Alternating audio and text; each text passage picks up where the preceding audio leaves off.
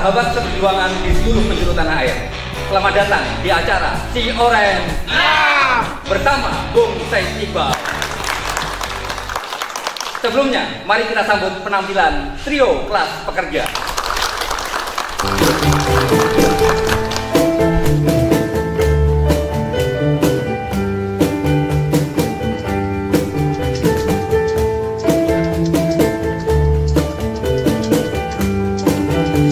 Hujan gerimis aja, ikan teri diasini. Jangan menangis aja, yang pergi jangan dipikirin. Hujan gerimis aja, yang lele adik kumisnya.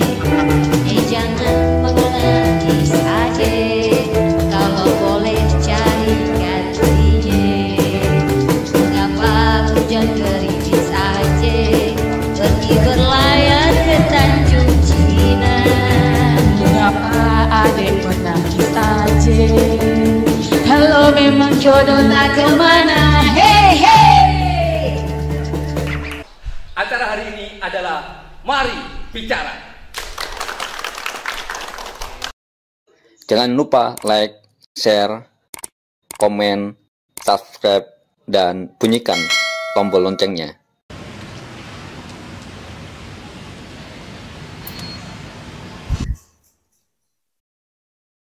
Sahabat seperjuangan di seluruh pelosok negeri, tanah air Indonesia yang kita cintai. Cabai pedas rasanya. Sepedas upah buruh 3 tahun berturut-turut yang tidak mengalami kenaikan. Pada hari ini, saya Said Iqbal, Presiden Partai Buruh sekaligus pengurus, salah satu pengurus pusat Badan Perserikatan Bangsa-Bangsa PBB, ILO Governing Body yang berkantor di Jeneva. Izinkan saya berbagi pengalaman, berbagi ilmu, dan ingin mendengar sekaligus berdiskusi. Dalam kolom-kolom komentar, pro dan kontra pasti ada. Sering kita mendengar, dalam beberapa hari ini, para buruh turun ke jalan, meminta kenaikan upah 15%. Ada yang mencibir, ada yang menghina, ada yang membuli, tak sedikit yang memfitnah. Tapi ada yang bergerombol, membentuk satu barisan kuat, berjuang untuk mewujudkan apa yang mereka cita-citakan tentang kenaikan upah 15%. Saya teringat Lula da Silva. Lula da Silva adalah presiden Brazil yang sekarang berkuasa. Dan sebelumnya 8 tahun atau 2 pemilu. Di Brazil kan pemilu itu 4 tahun sekali. Berkuasa sebagai presiden Brazil. Lula seorang mantan pemimpin serikat buruh. Central Unite Trabalhadores atau CUT, Konfederasi Serikat Buruh Brazil. Mungkin seperti KSPSI AGN, KSPI, KPBI, KSBSI. Lula adalah seorang pekerja buruh baja. Lula kecil bahkan mengalami penyiksaan KDRT. Dia memeluk ibunya karena setiap malam ayahnya yang pemabuk memukul ibunya. Lula menyerahkan dirinya, punggungnya dicambuk. Lula remaja jadi seorang pedagang menyemir sepatu, bekerja menyemir sepatu. Dan Lula remaja yang tidak lulus SMP, kemudian masuk ke dalam balai latihan kerja, kemudian bekerja di satu pabrik baja, dan kemudian bekerja pabrik mobil di Sao Paulo, dan kemudian menjadi pemimpin Serikat Buruh Konfederasi Brazil, CUT. Lula kemudian berpikir, apa yang membuat dia dan kawan-kawan tetap miskin? Pergi dia ke petani, Serikat Petani di Brazil, MST. Pak petani, kenapa sini saya kerja 30 tahun, tapi harus kredit terus? Lula, kata Pak petani, kami ini jangankan punya tanah. Hasil padi yang kami dapatkan adalah tanah garapan milik the Lord, orang-orang kaya itu. Kesadaran kelas para petani MST dan CUT buruh dipimpin Lula membangkitkan bahwa mereka harus berjuang tentang perubahan nasib mereka dengan membentuk Partidos dos Trabalhadores, Partai Buruh. Tetapi mereka sadar ada dua hal yang harus mereka perjuangkan, yaitu upah dan jaminan sosial. Para pemilik modal mendapatkan keuntungan dari hasil usaha, tidak ada persoalan. Usaha berkembang, investasi datang, kita berterima kasih. Secara bersamaan kita persoalkan, kenapa upah dan jaminan sosial begitu sedikit untuk bisa mempertahankan hidup para buruh, petani, dan kelas pekerja lainnya. Cabai ini pedas. Lula sadar. Maka Lula begitu terpilih menjadi presiden Brazil, yang pertama dilakukan adalah menaikkan upah 30%. Waktu itu saya di Los Angeles menjadi pembicara bersama Menteri Tenaga Kerjanya Brazil dan Sekretaris Jenderal Konfederasi Serikat Buruh Sedunia, Sharon Burrow.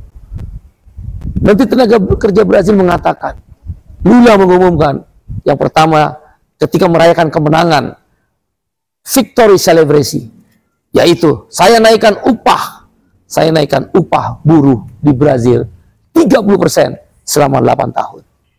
30% selama 8 tahun tanpa demonstrasi. Para pengusaha memperkirakan Lula akan jatuh dan ekonomi Brazil hancur. Apa yang terjadi?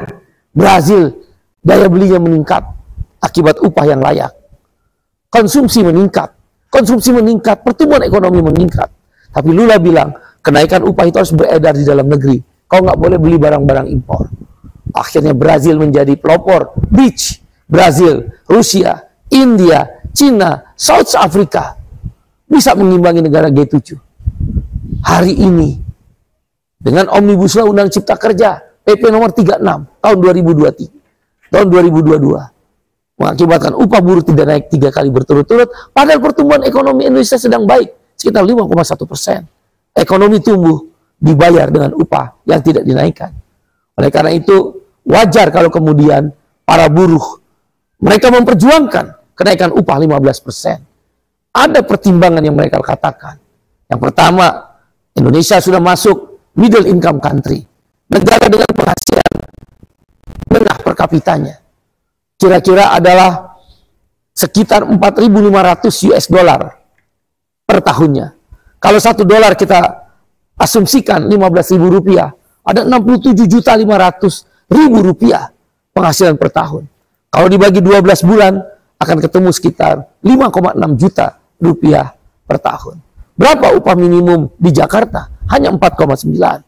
Kalau mengacu kepada middle income country, maka 4,9 juta upah minimum di Jakarta, maka harus menuju 5,6 juta, naiknya adalah 700.000. Itu kan sekitar 15% kenaikan upah minimum.